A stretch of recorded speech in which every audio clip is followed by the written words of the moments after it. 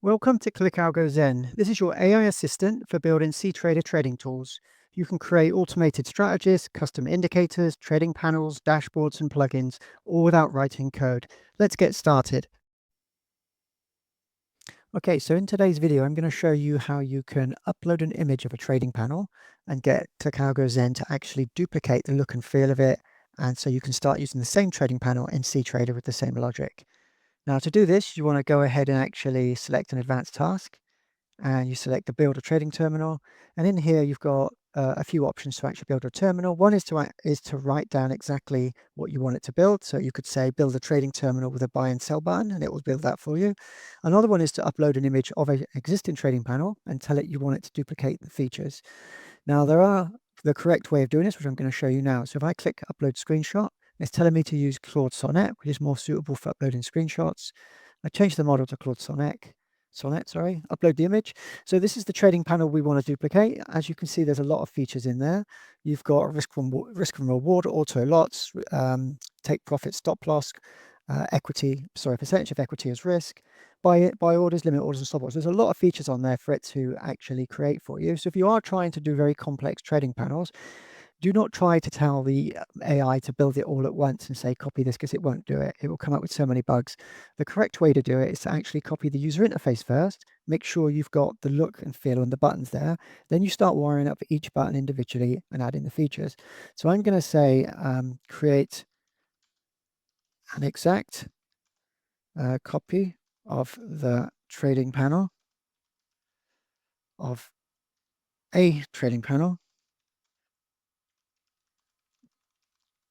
from the image. So I'm going to say create an exact copy of the trading panel from an image, no UX yet. So no user interface yet. Okay, so oops, wrong way around. I'm going to say only UX for now. So I'm going to say only implement the user interface for now, not the other way around. So I only want the UX to be done first. So if I select there, that's going to go ahead now and actually start building it for you. This could take anywhere between 30 seconds and 1 minute.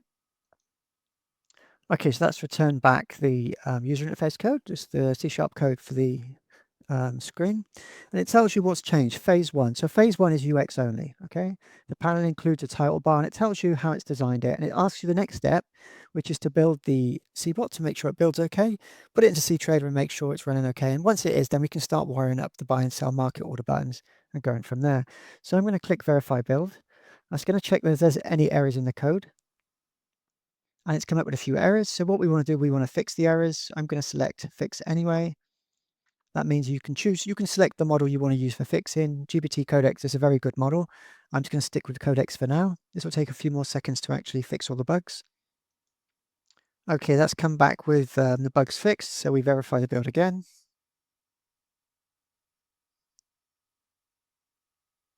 Okay, so it's fixed all the bugs. The next step is to download the algo file and click on here. This will automatically install it into cTrader, and we start the CBot. And the CBot should be displayed onto the screen, or the trading panel should be displayed. If I click on there, I can load it in from here. Trade panel manager, add to chart, and it should be displayed. There you go. So it's actually created a copy of what you've just had, and it's put it on the screen. You can see it's very close to it. The next thing we want to do is wire in the buy and sell button. So this video, I'm going to show you how to wire the market orders buy and sell, which are just for these two, because at the moment when you click on them, nothing happens. And that will be tied up to your top take profit, stop loss, and your lot value. Okay, so I'm just going to stop this. I'll go back to our code. But before I continue, I'm going to save this project. So I'm just going to delete that one. That's one I previously created. So I'm going to call it trading panel phase 1.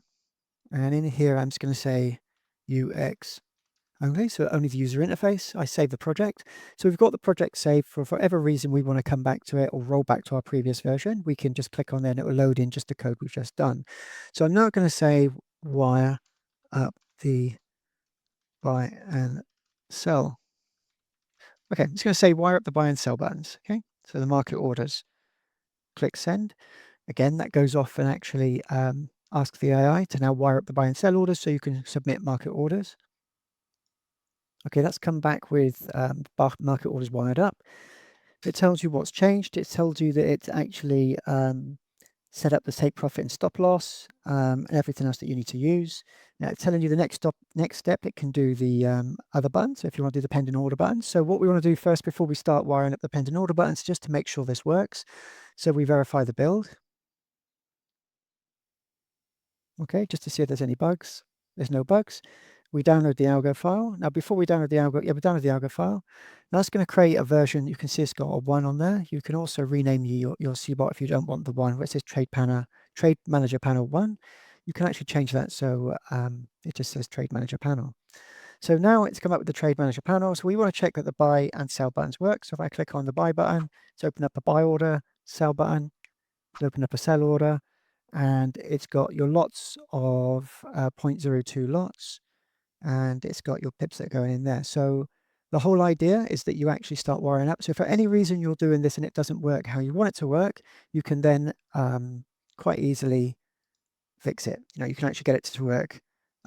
So if you are using it and you find out it's the logic behind what you're doing for those events don't work, you can just go back to the model and ask it to actually correct those features. So once you've tested that the buy and sell orders work correctly, I just minimize this to get these notifications out of the way. Okay, so once you're happy that the buy and sell orders work, if they don't work how you want it, you just go back here and you say to them, yeah, it's not quite working how it should be working, it's doing this. And the AI model will actually update the code and send you a new version that you can then verify the build, publish back to cTrader. And once you're happy that that feature of the trading panel is working correctly, you want to go to projects and you want to saving the phase 2. So you can say UX. And so you can have 2 versions. You can always roll back. You can always update the existing one, or you can go back. I'm going to create 2 versions. I'm going to do UX and buy. So I'm going to actually create 2 versions. So we've got phase 1, the UX only, phase 2, the buy and sell buttons working. Now you can just overwrite the existing one. So as you're working along and add in features, you just have 1 project. But I'm going to create 2 just in case at any point I want to roll back to the previous version. I would just click on there and that will roll back to the previous version here. So if I clear the task and I go to projects and I just want the user interface and nothing else, I can click on there and carry on working from there. If I clear the task again and I want the version we just did, which is the user interface plus the buy and sell buttons, I can go back into there. So you can create multiple versions and you can also overwrite your existing version. It doesn't have to be the multiple versions.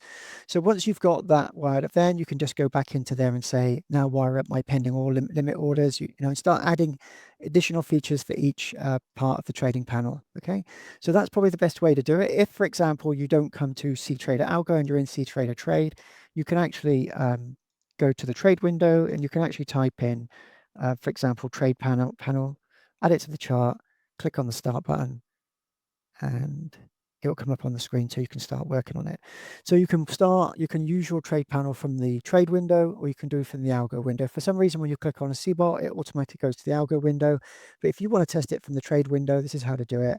And like I said, you start wiring up the buy and sell orders, the limit orders, the stop orders, and you make sure all the features are working. Then you start working on the risk from equity, make sure that's working. Once that's working, you save it as a project. Then you start working on the other features.